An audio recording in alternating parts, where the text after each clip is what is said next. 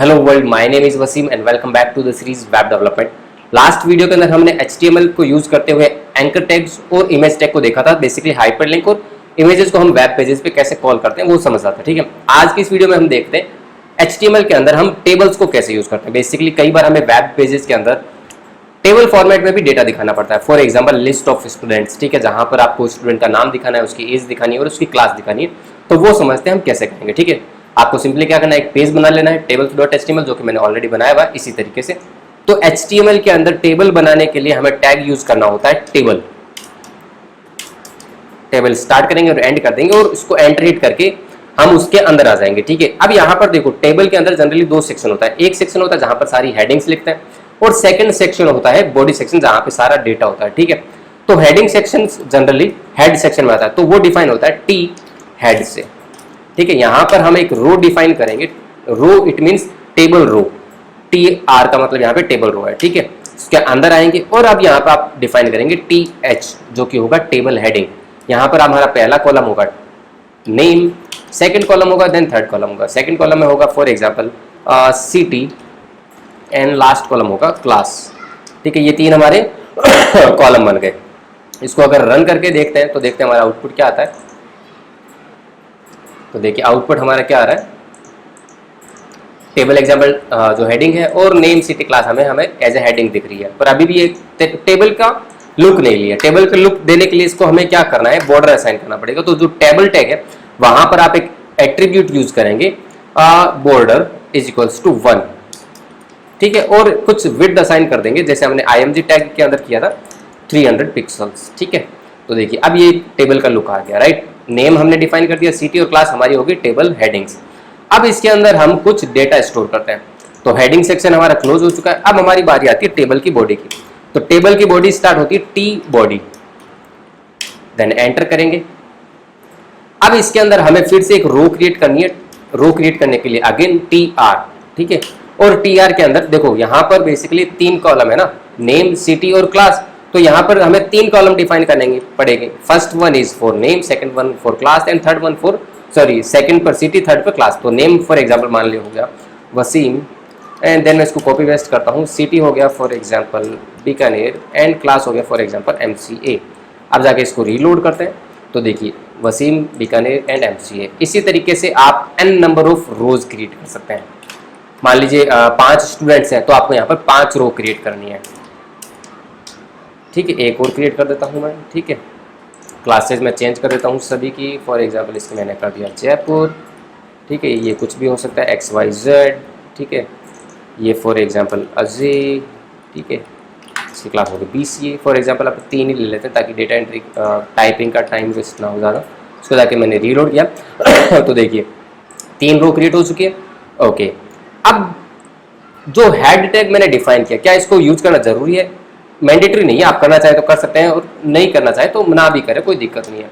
अगर इसको डिलीट करके भी रीलोड करेंगे तो कोई खास फर्क पड़ता नहीं है। ब्राउजर हमारे काफ़ी स्मार्ट है। ठीक है, बेसिकली होता ही है कि जो भी हमारे कॉलम्स होते हैं ना, सॉरी हेडिंग्स होती है, वो यूज होती है TH के साथ। ठीक है, जो कि हमारी टेबल का रिप्रेजेंट करते हैं कि हाँ ये जो कॉलम में डेटा आ रहा है वो किस वैल्यू का डेटा। राइट, यहाँ पे जो फर्स्ट कॉलम में डेटा है वो नेम है, सेकंड कॉलम में जो डेटा है वो सिटी एंड थर्ड कॉलम में जो डेटा है वो हमारा क्लास हो गया। राइट, आई डोंट थिंक ये मुझे ज़्यादा एक्सप्लेन करने की जरूरत है। ठीक है, जनरली हम यूज करते भी है। अब अगर फॉर एग्जांपल जैसे हेड हटाए तो वैसे बॉडी हटा सकते हैं क्या?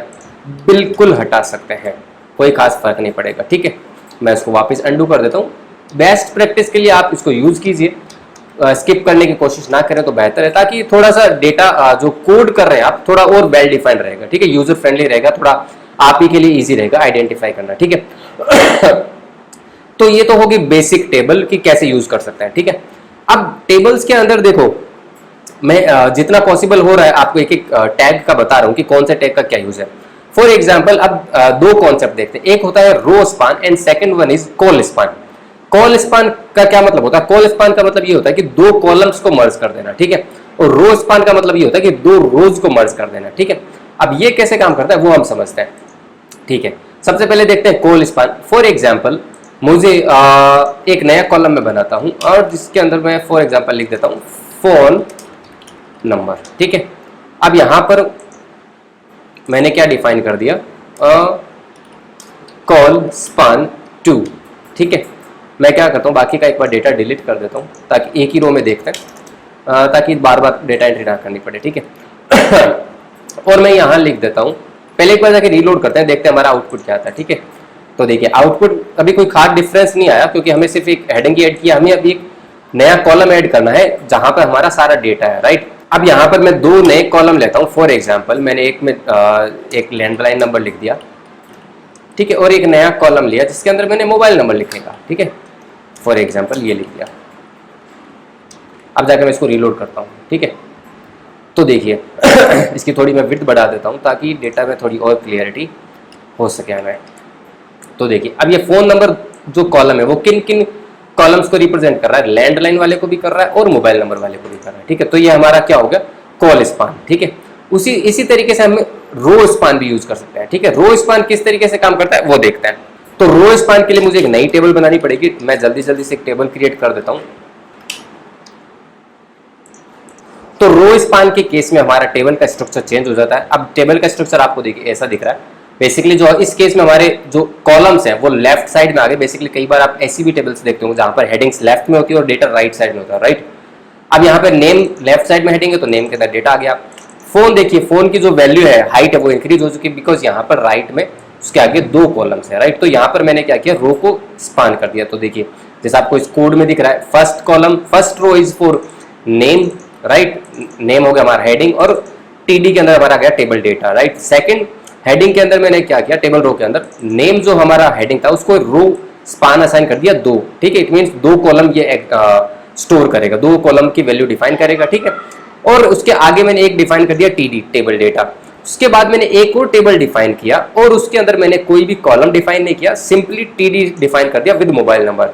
तो ये इस तरीके का इसका रिजल्ट आ गया। ठीक है, सो आई होप आप लोगों को HTML के अंदर टेबल्स कैसे डिजाइन करते हैं वो समझ में आ गया होगा। मेक श्योर इसकी प्रैक्टिस जरूर करना, अदरवाइज प्रैक्टिस नहीं करोगे तो कुछ भी समझ में नहीं आएगा, देखने से समझ में नहीं आएगा, हाथ से निकालोगे तो ही चीजें अच्छे से क्लियर होंगी। ठीक है, अब मैं क्या करूंगा, यहाँ से तुम लोगों को कुछ एक्सरसाइज देने लग जाऊंगा। जैसे सर्च करते हैं यहीं पर HTML टेबल एग्जाम्पल्स। ठीक है, तो गूगल पर जाके इमेजेस देखते हैं तो काफी सारे सैंपल आ जाएंगे। मैं इन्हीं में से 2-3 इमेजेस निकाल के नीचे डिस्क्रिप्शन में उनके लिंक डाल दूंगा, उन पर सिंपली क्लिक करना, वो तुमको यहीं ले आएंगे और ट्राई करना कि इसी टाइप की इमेजेस डिजाइन करो। ठीक है, नेक्स्ट वीडियो के अंदर हम देखेंगे कि HTML के अंदर आप लिस्ट कैसे यूज कर सकते हैं। ठीक है, बेसिकली मैं इसी वीडियो में कवर करने वाला था पर टेबल अपने आप में थोड़ा कॉम्प्लिकेटेड टॉपिक है तो मैंने दोनों को सेपरेट रखा। ठीक है, टेबल आज हो गया, नेक्स्ट वीडियो के अंदर हम लिस्ट भी देख लेंगे। ठीक है, तो चलो फिर अब जाते जाते वीडियो को लाइक जरूर कर देना, इंस्टाग्राम और लिंक्डइन पर मुझे फॉलो जरूर कर लेना। किसी भी टाइप का क्वेश्चन कोई हो तो वहां पर डाल देना मैसेज में मुझे, मैं as soon as possible reply कर दूंगा। ठीक है, तो चलो फिर see you then, bye bye.